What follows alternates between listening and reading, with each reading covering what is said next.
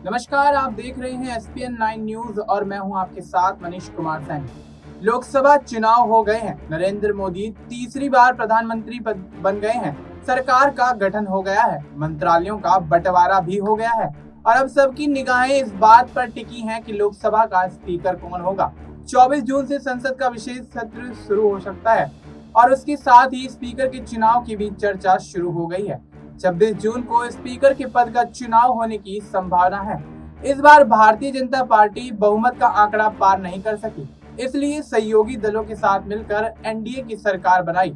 गठबंधन में बीजेपी के बाद चंद्रबाबू नायडू की तेलुगु देशम पार्टी और नीतीश कुमार की जनता दल यूनाइटेड सबसे बड़ी पार्टी बनकर उभरी है। इसलिए स्पीकर पद के लिए कंफ्यूजन बहुत ज्यादा बढ़ता जा रहा है। आपको बता दें कि मंत्रालयों के बंटवारे से पहले से ही टीडीपी स्पीकर पद के लिए दावेदारी ठोक चुकी है। वहीं जेडीयू भी पद की मांग कर रहा है। इस बीच ये भी चर्चा है कि बीजेपी स्पीकर पद अपने पास रखेगी और इस रेस में सबसे आगे आंध्र प्रदेश बीजेपी की अध्यक्ष दुग्गुबती पुरंदेश्वरी का नाम है। पुरंदेश्वरी इस बार राजमुंद्री लोकसभा सीट से चुनाव जीती हैं। जानकारी के अनुसार पार्टी को लगता है कि अगर पुरंदेश्वरी को स्पीकर बनाया जाता है तो टीडीपी और चंद्रबाबू नायडू इसे लेकर कोई आपत्ति नहीं जताएंगे। लोकसभा चुनाव में राज्य में टीडीपी और जनसेना के साथ बीजेपी के गठबंधन में दुग्गुबती पुरंदेश्वरी ने अहम भूमिका निभाई थी और जनता ने भी गठबंधन पर भरोसा जताया। दुग्गुबती पुरंदेश्वरी पूर्व मुख्यमंत्री एनटी रामाराव की बेटी हैं और चंद्रबाबू की नायडू की पत्नी नारा भुवनेश्वरी की बहन है।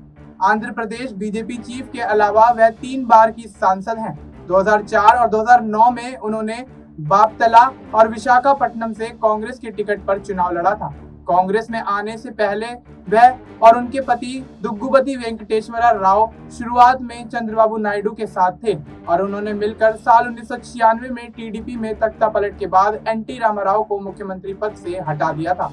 इस घटना के बाद चंद्रबाबू नायडू ने पूरी टीडीपी को अपने कंट्रोल में करके पुरंदेश्वरी को और वेंकटेश्वर को साइडलाइन कर दिया। इस घटना से नाराज पुरंदेश्वरी ने राजनीति में उतरने का फैसला कर लिया और कांग्रेस में शामिल हो गईं।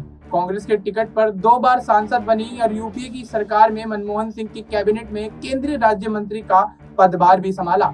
हालांकि आंध्र प्रदेश के विभाजन के कांग्रेस सरकार के फैसले से नाराज होकर वह बीजेपी में शामिल हो गईं और उन्हें पार्टी राष्ट्रीय महासचिव बना दिया गया। बाद में वह पार्टी के महिला विंग की राष्ट्रीय अध्यक्ष भी बनाई गईं।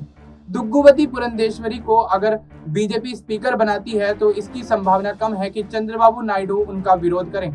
एक तो वह उनकी रिश्तेदार हैं, हालांकि वह कभी भी नायडू की समर्थक नहीं रही हैं, लेकिन लोकसभा और विधानसभा चुनाव में बीजेपी टीडीपी गठबंधन में उन्होंने काफी अहम भूमिका निभाई। वहीं एनटी रामाराव की सरकार के तख्ता पलट के समय वह चंद्रबाबू नायडू का साथ देती हुई नजर आई थी। देश और दुनिया की तमाम बड़ी अपडेट्स के लिए आप देखते रहिए एसपीएन 9 न्यूज। मिलते हैं आपसे अगली वीडियो में, तब तक के लिए नमस्कार।